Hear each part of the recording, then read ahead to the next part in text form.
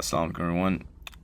Other miscellaneous prayers. And by that, when I say that miscellaneous doesn't mean they're not important. In fact, all of them are important. But it is something that just wanted to say that if you're not at a level where you're praying your, fard prayer, the 2, 4, 4, 3, 4 number that I talk about, Fajr, Dhuhr, Asr, Maghrib, and Isha, then, let's master this first.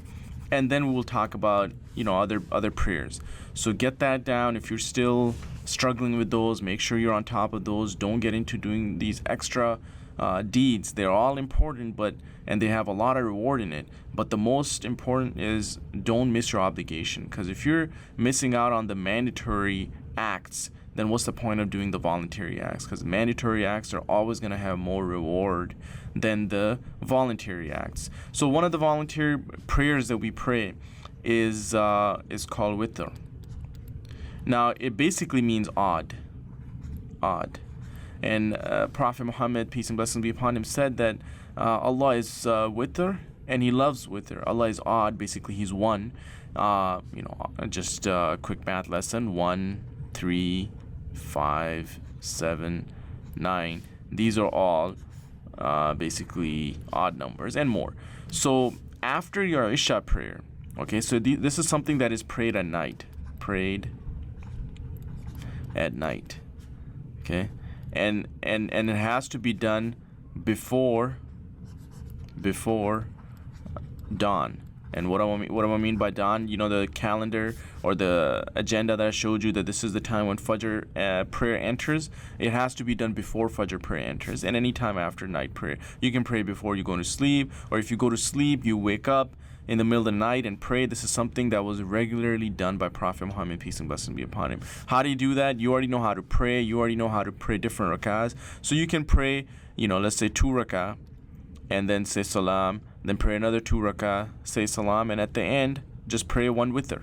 1 witr is just like praying 1 rakah. When after you're done your sajda, then you continue on as if this was your last rakah, and then and at the end, of course, you finish it off by saying taslim, the assalamu alaikum wa rahmatullah to the right, and then once to the left. So that's basically witr prayer.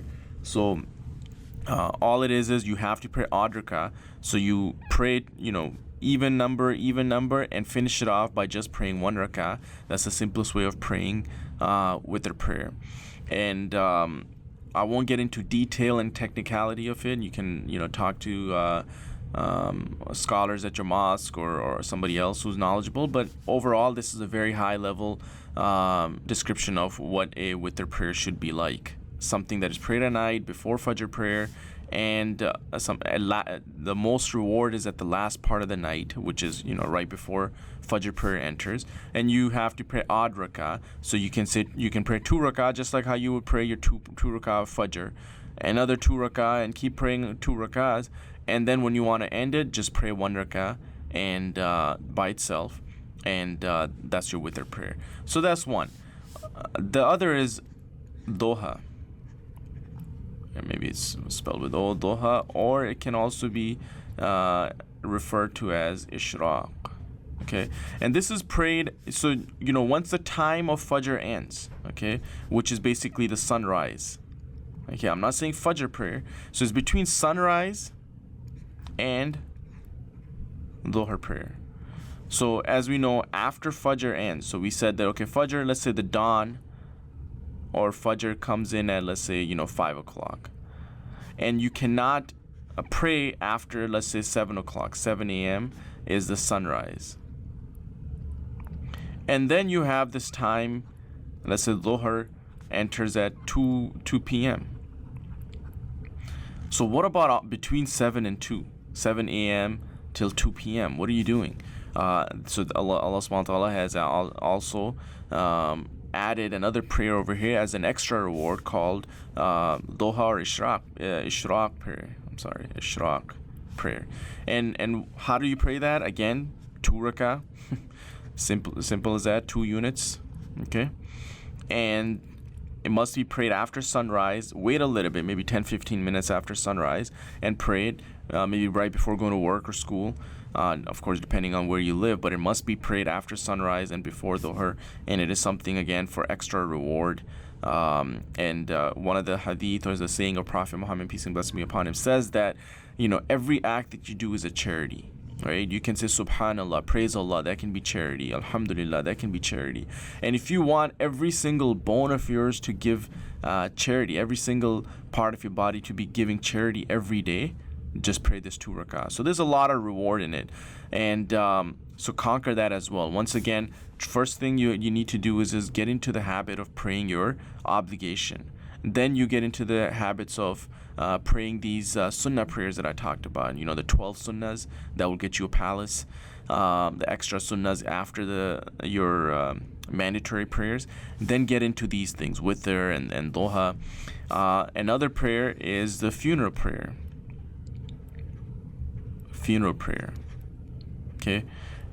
This is something totally different. You don't bow down, because what you do is you line up. Let's say these are the people, and this is a bird's eye view. You line up. Here's the body, okay, the deceased, and here's the imam. Okay, if the body's in front of you, you're not gonna bow down to a body. We don't worship, we don't bow down or prostrate to anybody other than Allah. So this is something that, out of respect, you stand behind the deceased, and you ask you pray to Allah to forgive us and forgive the deceased. Of course, it's basically farewell the body, and the soul is already out of the body. Okay, but you're basically concluding the life of this person. Before you bury the person, you have to pray this funeral prayer. It is not something you just, we don't just visit people's houses and say, hey, say our condolences, but we have to pray and ask Allah's forgiveness for this deceased, so they have less punishment in the grave, or no punishment in the grave, and less punishment or no punishment in the hereafter. And more on that later. Okay, this is a part of our belief that there is life after death, and this is one of the reminders that, hey, this person has died, what about us? One day we will be here, and there will be other people behind us praying for our forgiveness.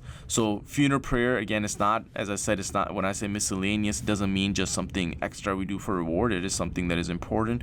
We must be praying funeral prayer as part of our, as a obligation of a community, for the individual of the community. So it's an obligation upon all of us, or at least part of the people in the community, to make sure that you pray this funeral prayer and bury the person in an honorable way. Then, of course, there's this Eid prayer. Okay, Eid prayer. Okay, what is Eid? There's basically 2 festivals. Okay, 2 festivals in a year. In an Islamic calendar that Muslims celebrate. One is after Ramadan.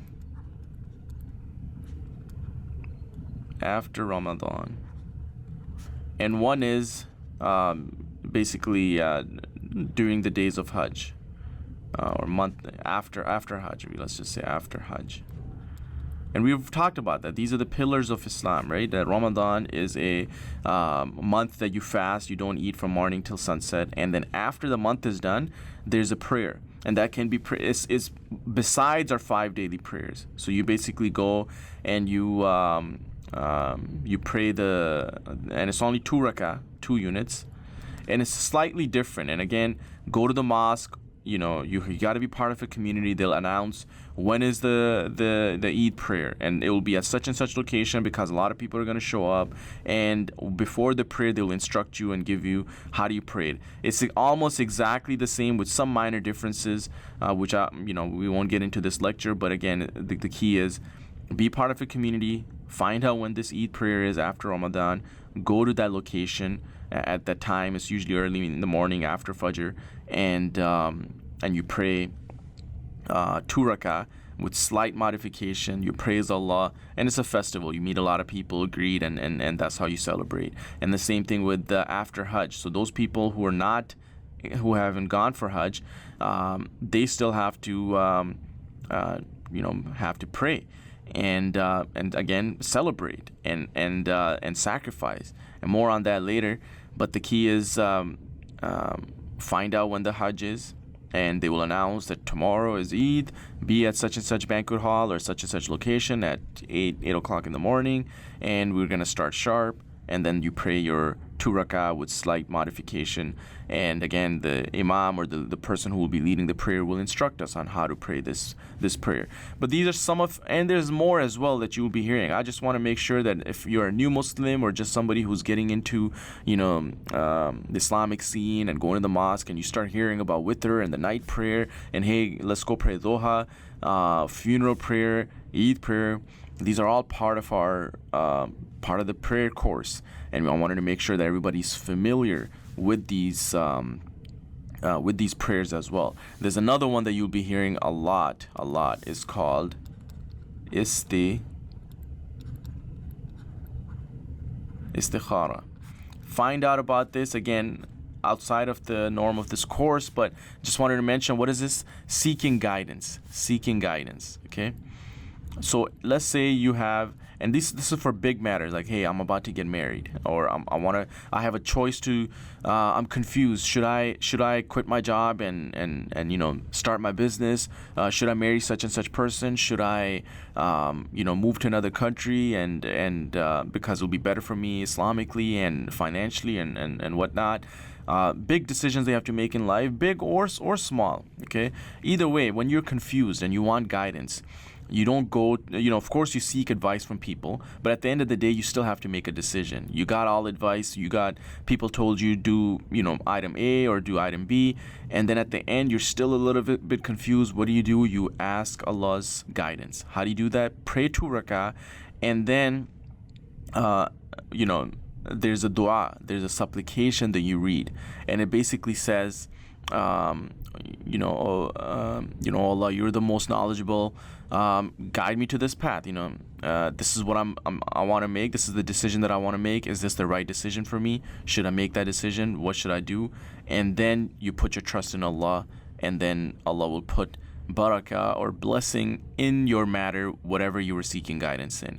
And if it was meant for you, you will get it. And if it's not meant for you, Allah will take you away from it, and He will replace you with something that is better. And that is in a high level. That's what you're saying in that supplication or dua when you seek guidance. But the key is, you know how to pray. If you know how to pray and understand the concept of the units, right? How do you pray 2 rak'ah? How do you pray 3 rak'ah? Where do you stop? And all of that has been taught in this course. Everything else will become easy.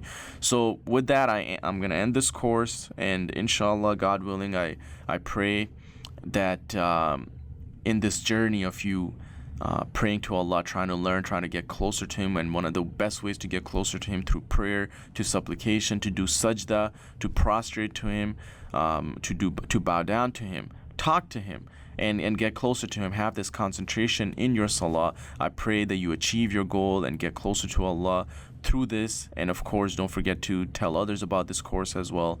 And may Allah make it easy for you in this journey to get closer to Allah. And with that, we'll end, and inshallah, God willing, we'll see you in our next lesson or next course.